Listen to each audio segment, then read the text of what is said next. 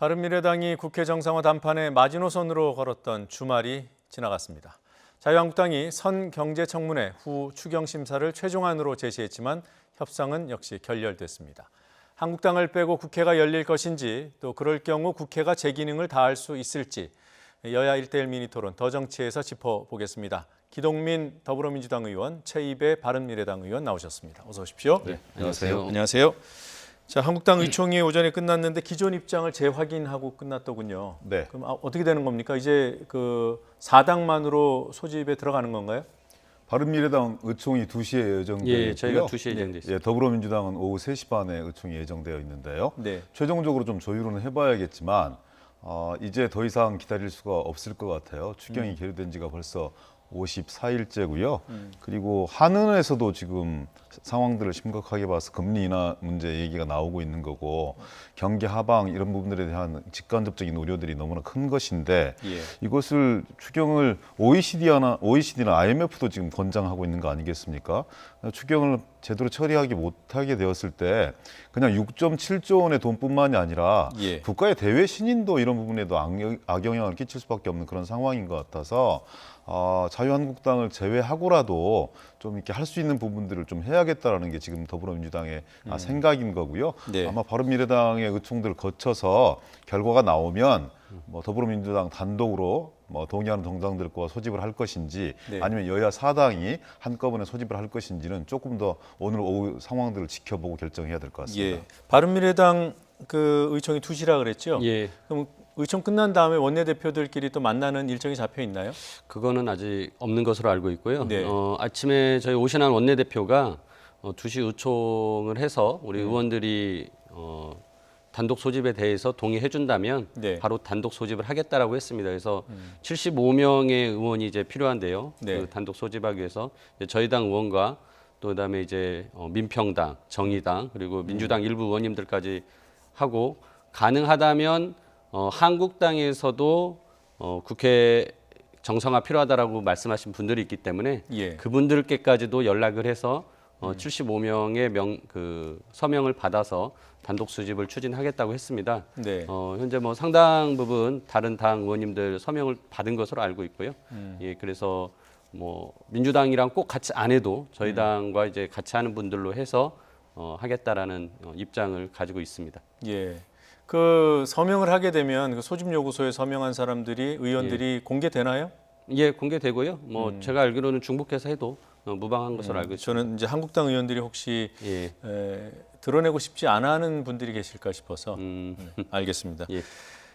예결특위위원장이 지금 한국당 몫이고요. 맞습니다. 지난주 같은 시간에 두 분께 여쭤봤을 때 현실성 없다고 했습니다. 그 한국당 몫인 위원장을 다른 당 사람 의원으로 교체 결정하는 건 어렵다. 그 입장은 변화가 없나요?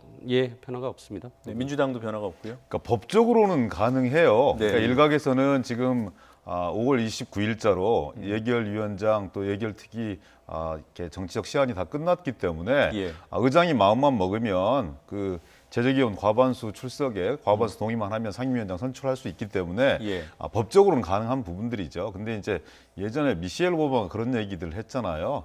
저들이 저급하게 하지만 우리는 그래도 품위 있게 하자 이런 얘기들을 주셨는데 그러니까 법적으로는 그러하지만 이미 여야 간의 정치적 합의로 예결위원장의 몫은 하반기 예결위원장의 몫은 야당의 몫으로 이렇게 돌려놓은 부분들이기 때문에 저는 법적으로 그렇다 하지만 그리고 아무리 저 사람들이 저렇게 막무가내로 나오지만 그걸 본회의를 소집을 해서 제적 과반수의 출석으로 과반수 동의로 이렇게 예결위원장을 뽑고 그걸 가정을 해서 추경을 처리한다. 이건 뭐 저희들이 취할 수 있는 방도는 아닌 것 같습니다. 그러니까 만일 그런 식으로 추진을 한다면 아마 많은 의원님들이 거기에 참여를 쉽게 하지 못할 겁니다. 현실성도 떨어진다. 그래서 그런 면에서는 거론 자체를 안 하는 것이 맞겠다라는 저는 생각을 하고요. 그래요? 자꾸 그런 것의 가능성을 얘기하는 순간 오히려 한국당을 자꾸 이제 들어오지 말아라, 니들 없이 한다, 뭐 이런 메시지로 또 전달될 우려가 있거든요. 지금 상황에서는 그런 측면에서 좀 더 신중하게 그런 부분에 대해서는 저희가 좀 얘기해야 된다고 생각합니다. 뭐 정치 전문가나 뭐 여의도 쪽 시각은 그럴 수 있어도 일반인들 입장에서 볼 때 추경이 그렇게 급하다면서 그런 이제 법적으로 가능한 방식을 왜 굳이 피해 가나?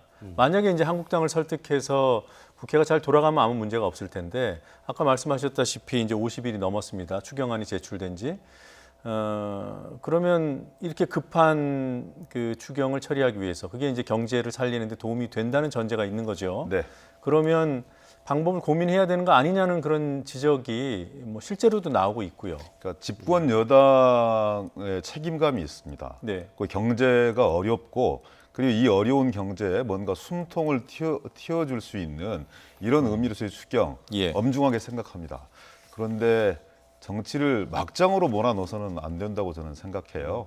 그런 국민적 여론이 높아지면 높아질수록 예. 그것이 정치적 무기가 되어서 자유한국당의 막무가내식 행태 이런 부분을 준열하게 꾸짖고 압박해서 그들이 국회 정상화에 협조할 수 있도록 여론들을 만들어내는 것이 급선무이지 예. 저 사람들이 저렇게 막무가내로 한다고 해서 집권 여당마저 법이라는 합법적인 법이라는 그런 테두리 아니긴 하지만 밀어붙이게 되었을 때 저는 또 다른 국민적 저항이 필연코 저는 올 수밖에 없다고 생각합니다. 예. 그래서 끊임없이 설득하고 노력하고 함께하면서 국민 여론께 호소하는 방법 외에는 다른 방법이 별로 없어 보인다 이렇게 말씀드리겠습니다. 자, 뭐 이렇게 너무 질문 한 번 더 드리면 좀 저도 좀 부담은 됩니다만 네. 추경이 중요하다고 하니까요. 네. 추경을 포기하는 한이 있더라도 네. 그런 방식은 안 된다. 가정을 이런 입장인가요? 전제로 해서 말씀드리면 대단히 어려운데요. 예. 아까 모두에 말씀드렸던 부분들이 6.7조 원이라고 해서 작은 돈, 예전에 뭐 추경을 12조까지 했으니까 상대적으로 작은 돈이라고 인식되어지기 쉬울 수 있는데 대외 신인도에 영향을 미칠 수 있는 큰 문제가 있습니다. 네. 그래서 그런 지경까지 자유한국당이 이 상황들을 방치하고 몰아가겠는가에 대한 마지막 양심을 좀 믿어보는 거고요. 네. 지금 52일 정도 이렇게 지났는데 하여튼 더 늦지 않게 정말 이 상반기가 가기 전에는 처리되었으면 하는 그런 마음이고요. 예. 저는 극단적인 방법들을 동원하고 싶지는 않습니다. 예. 자, 뭐 한국당이 이제 설득이 되거나 또는 여야 조율이 잘 돼서 의사 일정이 진행되면 문제가 없겠습니다만 예. 지금 일단 추경부터가 예. 지금 심사가 제대로 될 수 있을까? 국회 문 연다고 무슨 일을 할 수 있을까? 이런 의문들이 제기됩니다. 예. 지금 각 상임위의 위원장이 이제 한국당 의원인 경우에는 아마 이제 회의 소집을 안 할 겁니다. 예.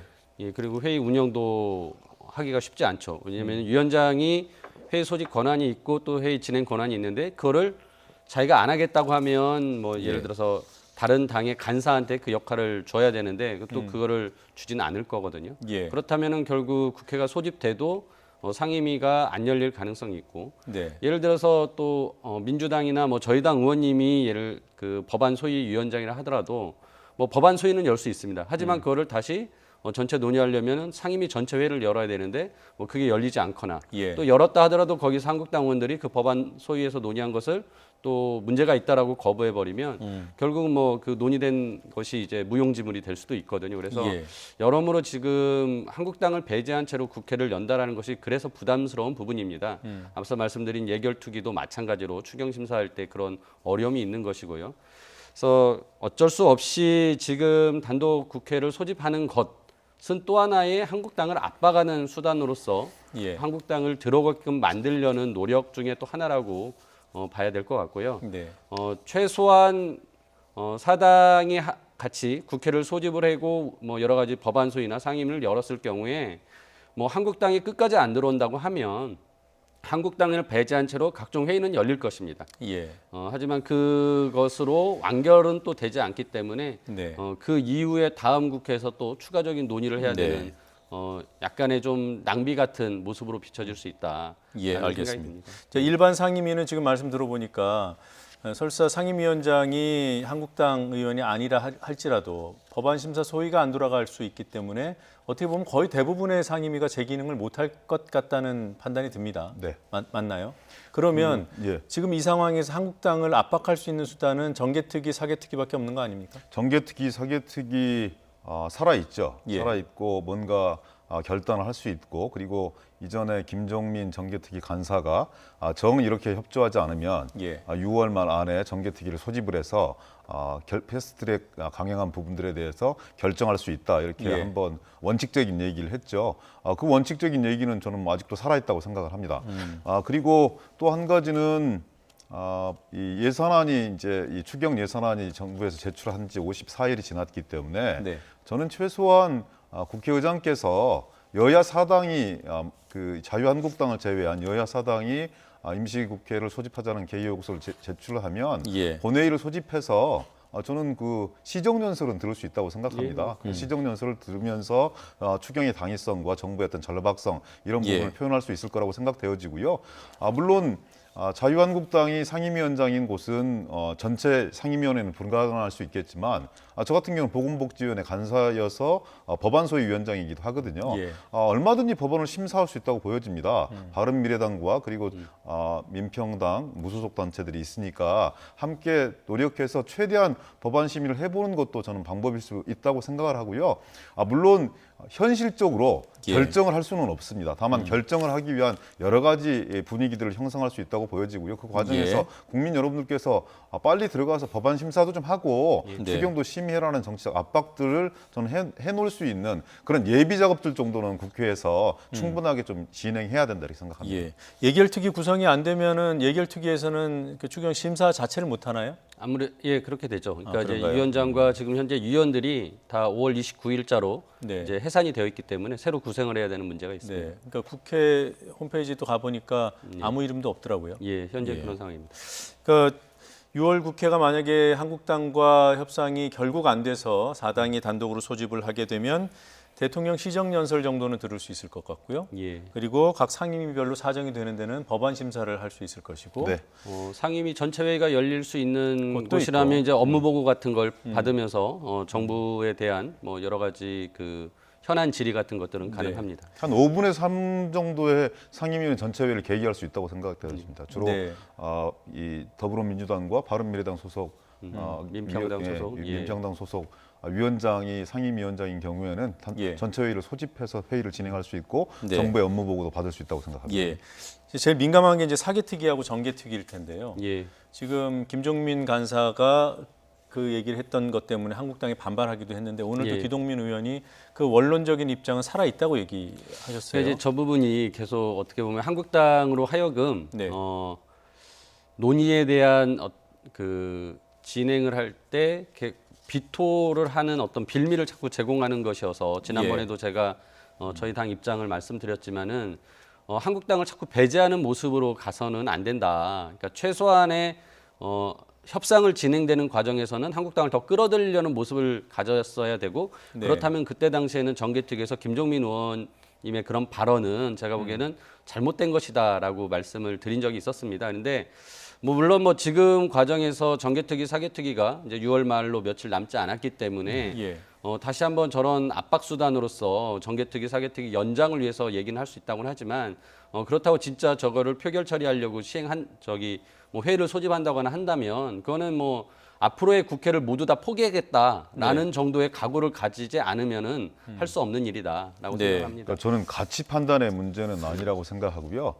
최근에 이제 경제청문회 이 부분 때문에 또 다시 발목이 잡혀 있는데 그런데 그 전에 토론을 할 때는 여야 원내대표들 간에 정개특위, 사개특위에 대한 입장 정리까지 이루어졌던 부분들이거든요. 네. 일정하게 연장을 하고 구성은 어떻게 할 것인지, 그 위원장은 어떻게 배분할 것인지 여기에 대해서 충분하게 토론되었고 개의가 되어지면 좀 더 구체적으로 성숙시키기로 했는데 예. 그것까지 걷어차버렸잖아요. 그래서 저희들은 합법적인 수단 내에서 도를 넘지 않고 압박할 수 있는 가용 자원을 전부 다 풀로 동원해야 된다고 생각하고요. 예. 그런 차원에서 정개특위, 사개특위 또 다시 개최해서 뭔가 의견을 모아 나갈 수 있는 그런 여지들은 저는 남겨놔야 된다고 생각합니다. 예, 제가 개인적으로야 그 최입배 의원 말씀이 이해가 충분히 되고요. 다만 이제 제가 대리해서 질문을 드릴 수밖에 없는 부분이 그동안 그렇게 한국당을 설득하기 위해서 노력을 했는데 얻은 성과가 뭐가 있냐? 몇 달 동안 국회를 못 열고 공전된 것 이외에 유권자들한테 내세울 그런 성과가 있는가? 그럼 지금 시점에는 좀 더 강하게 압박하는 것이 유권자들이 바라는 것이 아니겠는가? 라는 질문을 드리게 됩니다. 당연히 한국당을 압박하는 여러 가지 수단으로서 지금 사당이 단독 국회 소집을 하는 것도 저는 필요하다고 보는데요. 예. 저는 이 정개특위, 사개특위의 문제는 이미 그 법안이 패스트트랙의 신속 처리 안건으로 지정이 돼서 올라가 있습니다. 네. 그러니까 이거는 시간이 지나면은 자연스럽게 처리될 문제입니다. 하지만은 마치 한국당이 패스트트랙 그 절차를 모두 철회해달라고 요구하는 거와 마찬가지로 네. 무리하게 지금 패스트트랙으로 올라간 법안을 굳이 법안 소위를 열어서 여기서 표결로 처리를 하겠다라고 네. 하는 것은 둘 다 무리한 주장이라는 것이고요. 네. 그런 면에서는 이후에 정개특위, 사개특위가 만일 연장이 안 되더라도 예. 그건 다시 각각의 상임위에서 법안이 논의될 수 있습니다. 그런 면에서 굳이 그러니까 그 충분한 추후에 논의를 할 수 있는 공간이 있음에도 네. 그렇게 압박용으로 한다라는 것은 제가 보기에 좀 무리하다라는 알겠습니다. 말씀을 드리는 한 겁니다. 말씀만 제가 예. 천언을 드릴게요. 아침에 이 바른미래당의 전임 원내대표 한 분을 만나 뵀어요. 그래서 김관영 의원이요? 뭐 이름을 제가 실명을 누구라고 말씀드리기는 어려운데 그래서 최근의 상황에 빗대어서 김관영 원내대표 생각이 많이 난다 이런 말씀을 드렸더니 바른미래당이 확고하게 국회를 정상화시키겠다는 원칙에 충실해야 된다 이런 말씀들을 주시더라고요. 그래야 조정이 되는 거지 예. 양쪽의 입장을 절충해서 조정을 할 수는 없을 것이다 이런 얘기를 드렸다는 말씀 좀 참고해 주십시오. 예. 네. 자, 경제청문회 처음에는 경제실정청문회라고 했죠. 한국당이 국회 정상화의 조건으로 내건 새로운 요구 사항입니다. 한국당이 어떤 입장인지 잠시 확인하고 얘기 진행하겠습니다. 추경안 심사보다도 더 중요한 것은 저는 경제실정청문회가 먼저 되어야 된다고 생각합니다. 지금 경제가 이렇게 망가졌는데 무엇이 잘못되고 누구에게 책임이 있는지를 따지는 것이 먼저라고 생각을 합니다. 경제청문회를 못 받아들이는 청와대와 집권 여당은 정책 집행자의 자격도 없다는 것을 자인하는 그런 꼴이라고 생각을 합니다. 경제 지금 실정 청문회를 저희가 조건으로 건다고 얘기하고 계시는데 오늘 오전에 제가 나경원 원내대표 백풀에 바로 배석을 하고 있었고 네. 나경원 원내대표는 이걸 그 조건으로 단다거나 문구라고 얘기하지는 않으셨습니다. 우리는 추경 심사에 앞서 경제청문회를 통해 경제의 위기와 원인을 짚어야 합니다. 왜 이토록 경제청문회를 못 받겠다는 것인지 답답할 뿐입니다. 네, 지금 한국당 관계자들 얘기를 쭉 들으셨는데 중간에 네. 보면 김연아 대변인이 네. 김연아 의원이 조건은 아니다라는 얘기를 했어요. 네. 뭐 저와 인터뷰를 하면서 그 네. 부분을 여러 차례 확인을 했는데 협상 조건은 원래 아니었습니까? 그 양쪽의 입장을 종합해 보면 예. 한 줄 정도 걸쳐놨던 것 같아요. 뭐 경제청문회 해야 되는 거 아니냐. 네. 그러니까 아예 없었던 것은 아니고 네. 여러 가지 항목들 중에 하나 정도 아주 그냥 뭐 걸쳐놓은, 그러니까 아주 비중 있게 요청하지는 않은 것이죠. 오히려 정개특위, 사개특위 이런 부분을 어떻게 할 것인지, 그리고 뭐 유관 표현의 수위를 어느 정도로 할 것인지, 그리고 그 이후에 원구성 일정들을 어떻게 할 것인지 여기에 집중되어 있었다고 저는 얘기를 들었고요. 그런데 이제 또 다시 경제청문회 말씀을 주시는 건 입장들이 이렇게 변해 나가잖아요. 예. 저분들이 하신 말씀을 기억이나 할까 싶어요. 솔직하게 말씀드려서 계속 정상회담을 둘러싸고도 그렇고 면담 형식을 둘러싸고 뭐 1대1 해야 된다. 의제도 마찬가지. 대통령이랑 만나는 거예요? 마찬가지. 1대1로 해야 된다. 1대3, 1대5. 의제와 관련해서도 식량해서 또 다시 포괄적으로 넘어가고 네. 그리고 이제 또 다시 경제청문회를 얘기를 하고 있는 거예요. 그러니까 터무니없는 요구 조건인 것이죠. 예를 들어서 경제청문회를 대체할 수 있는 원이 정상화되었을 때 대체할 수 있는 수단들은 너무나 많아요. 네. 경제부총리 총리를 끄집어낼 수도 있고요. 예산결산특별위원회가 정상 가동이 되어지면 총리 나와야죠. 그다음에 부총리 나와야죠. 얼마든지 얘기를 들을 수 있는 것이고 운영위원회가 가능하지 않습니까? 그러면 청와대 정책실장, 경제수석 다 불러내서 그분들이 실정이라고 주장하는 부분들을 얼마든지 따지고 추궁할 수 있습니다. 예, 근데 왜 그런 합법적인 수단들을 다 놔두고 굳이 예전에 우리나라 경제가 폭망했을 때 하는 그런 경제청문회를 하자라고 얘기하는 것은 또 다른 조건을 내세워서 국회 정상화의 어떤 합법적인 수단들을 다 저지해 나가는 거죠. 이분들의 생각은 오로지 패스트트랙을 다시 물어 돌려라. 그래서 그 절차를 없었던 것으로 해라. 그리고 지금 조금 있으면 아마 이분들에 대한 소환이 예정되어 있을 텐데 재판에 대한 엄청난 압박들을 받고 계신 걸로 그렇게 말씀을 들었어요. 무슨 그래서 재판이요? 패스트트랙 관련해서 국회 선진화법 절차를 위반했지 않습니까? 네. 아마 그런 재판 과정에서 이 합의를 해야 된다라는 이런 문구가 재판에 미칠 영향을 긍정적인 영향을 그분들은 아마 집착하고 계신 모양입니다. 압박도 상당히 심한 것 같고 그래서 또 다시 처음으로 다시 돌아가는 거거든요. 오늘 의총의 결론이 뭡니까? 패스트트랙 다시 없애라는 것이거든요. 그리고 사과하라는 거예요. 그건 뭐냐면 지금까지 수없이 많이 논의되었던 전제 조건들을 다시 물어 돌리는 겁니다. 이분들은 지금 차원에서는 국회 정상화에 대한 추후의 이 일말의 진심이 없다고 저는 알겠습니다. 최 의원께서도 이 경제청문회를 들고 나온 것이 오히려 협상을 깨는 어떤 정치적인 의도가 있다고 보시는지요? 뭐 저는 충분히 그런 거에 대해서는 뭐 기동민 의원님 의견에 동의합니다. 그러니까 계속 입장을 바꿔가는 최악의 협상 파트너라고 표현하는 게 맞을 것 같고요.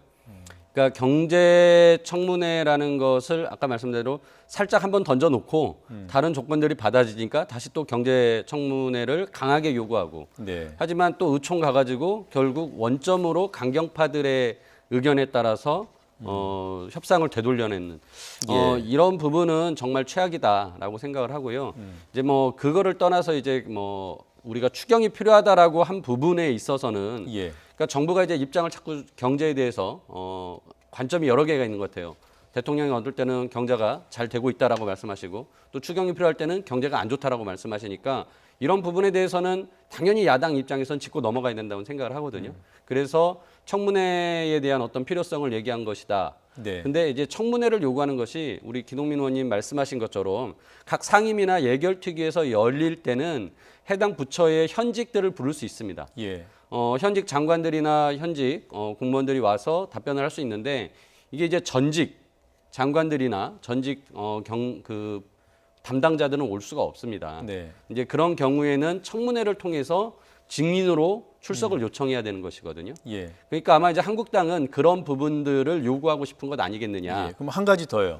청와대 인사들은 각 상임위에서 부를 수 있습니까? 없습니다. 그러니까 청와대의 인사들은 운영위에서 흔히 부르고요. 그러니까 상임위에서 부르려면은 각 그 당의 간사들과 뭐 위원장이 아마 다 합의를 해야 그리고 아마 정부에 또 그게 수용을 해줘야 아마 올 것으로 저는 판단하거든요. 그런 면에서는 청문회라는 강력한 어떤 법적 수단을 가지고 있는 증인으로 채택해서 요청하고 거기 와서 출석을 하지 않으면 법적 처분을 하거나 또 발언하는 데 있어서의 유증을 하면은 그 유증에 대해서 처벌도 할 수 있거든요. 그러니까 그런 강력한 것을 요구하고 있다라는 것이고 뭐 당연히 야당 입장에서는 그런 정도는 주장할 수 있고 저희 뭐 바른미래당 입장에서도 뭐 지금 상황에서는 경제청문회 충분히 저는 필요하다고 생각을 합니다. 그러나 개원 협상 조건이어서는 안 된다는 입장이라는 거죠. 그리고 뭐 얘기가 조금 뭐 여러 가지 포인트가 있습니다만 경제부처 관계자들뿐만 아니라 청와대 인사도 청문회에 세우고 싶은 한국당의 의지가 반영된 요구다 맞습니까? 뭐 대통령도 부르고 싶지 않겠습니까? 저분들 하는 행태들을 보면 저는 핑계에 불과하다고 생각합니다. 그거 자체도 핑계다? 예, 그렇습니다. 경제청문회를 일정한 수준에서 저분들의 어떤 목표를 다 이룰 수 있는 수준은 아니겠지만 여야가 합의한다면 또 다른 조건이 붙을 수밖에 없는 저런 상황이라고 생각하고요. 지금까지 한 50여일 동안 그렇게 해오셨지 않습니까? 그런데 100번 그분들의 이 경제 걱정에 대한 진심을 믿어드린다 하더라도 이런 방식은 아닌 것 같아요. 정말로 청문회를 그렇게 하고 싶다면 상임위 차원에서 얼마든지 여야 간사들이 합의하면 국회는 가장 큰 것이 국회법 이전에 여야 간사들과 관례적인 합의입니다. 합의가 이루어질 수 있다면 얼마든지 전직 그리고 중요한 사람들 참고인으로 불러서 얼마든지 토론할 수 있습니다. 그런 합법적인 수단들을 다 무시하고 경제청문회를 얘기하는 것은 국회 정상화에 대한 의지가 전혀 없는 또 다른 하나의 핑계다. 저는 이렇게 생각합니다. 그럼에도 불구하고 그 여야 4당 사이에서도 입장이 좀 갈리는 것 같아요. 직접 확인해 보고 가겠습니다. 상대가 도저히 받아들일 수 없는 요구는 합의의 대상이 될 수 없습니다. 경제청문회는 사실상 민주당의 자존심을 내어놓으라는 그런 요구입니다. 경제청문회를 국회 정상화의 조건으로 삼아 청문회를 하지 않으면 국회 문도 열지 않고 추경안 심의도 하지 않겠다는 주장은 국민들께서 받아들이기 힘든 논리 모순임을 아시기 바랍니다. 최근에는 경제실정 청문회를 마지막 추가 요구로 제시를 하면서 국회 등원 조건을 그렇게 내걸었습니다마는 이것도 저는 참으로 이해할 수 없는 일이라고 생각합니다. 그러나 또 이것을 거절하고 있는 민주당도 온당한 태도는 저는 아니라고 이렇게 생각합니다. 나빠질수록 자신들에게 좋다라는 당리당략의 심보일 뿐입니다.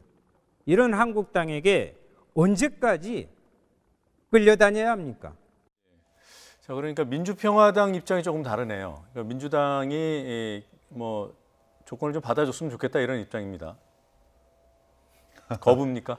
얼마든지 국회가 정상화된다면 청문회 플러스 청문회도 할 생각이 있습니다. 그 형식은 얼마든지 조율할 수 있는 것이죠. 예. 국회 정상화의 전제 조건으로서 경제 청문회 받아들일 수 없다는 말씀 분명하게 드리고요. 네. 만약에 국회 정상화가 이루어진다면 각 상임위를 통해서 그리고 그것이 부족하다고 생각한다면 상임위 간에 연합해서 얼마든지 회의도 상임위 연석회의를 진행할 수 있습니다. 예. 그런 여러 가지 합법적인 수단들을 방치하고 눈 감은 채 굳이 국회 정상화의 어떤 전제 조건으로 경제 청문회를 얘기를 하는 것은 국회 예. 정상화의 의지가 없다는 또 다른 표현입니다. 예, 저희가 이 사안이 좀 민감해질 것 같아서 지난주에 여론조사를 결정하고 리얼미터에 의뢰 조사를 실시를 했습니다.